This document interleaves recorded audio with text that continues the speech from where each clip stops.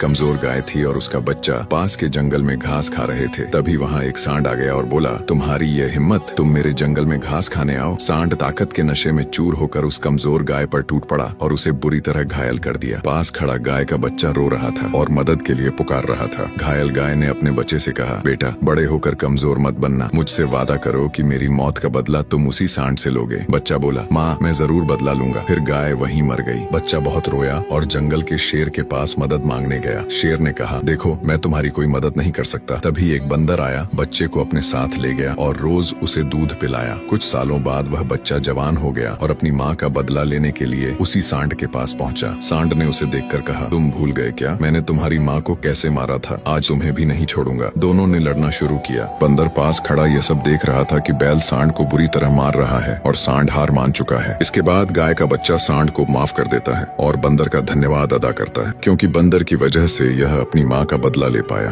एक कमजोर गाय थी और उसका बच्चा पास के जंगल में घास खा रहे थे। तभी वहाँ एक सांड आ गया और बोला, तुम्हारी ये हिम्मत, तुम मेरे जंगल में घास खाने आओ। सांड ताकत के नशे में चूर होकर उस कमजोर गाय पर टूट पड़ा और उसे बुरी तरह घायल कर दिया। पास खड़ा गाय का बच्चा रो रहा था और मदद के लिए पुकार रहा था। घायल गाय ने अपने बच्चे से कहा, बेटा बड़े होकर कमजोर मत बनना, मुझसे वादा करो कि मेरी मौत का बदला तुम उसी सांड से लोगे। बच्चा बोला, माँ मैं जरूर बदला लूंगा। फिर गाय वहीं मर गई। बच्चा बहुत रोया और जंगल के शेर के पास मदद मांगने गया। शेर ने कहा, देखो मैं तुम्हारी कोई मदद नहीं कर सकता। तभी एक बंदर आया, बच्चे को अपने साथ ले गया और रोज उसे दूध पिलाया। कुछ सालों बाद वह बच्चा जवान हो गया और अपनी माँ का बदला लेने के लिए उसी सांड के पास पहुंचा। सांड ने उसे देखकर कहा, तुम भूल गए क्या मैंने तुम्हारी माँ को कैसे मारा था? आज तुम्हें भी नहीं छोड़ूंगा। दोनों ने लड़ना शुरू किया। बंदर पास खड़ा ये सब देख रहा था कि बैल सांड को बुरी तरह मार रहा है और सांड हार मान चुका है। इसके बाद गाय का बच्चा सांड को माफ कर देता है और बंदर का धन्यवाद अदा करता है, क्योंकि बंदर की वजह से यह अपनी माँ का बदला ले पाया।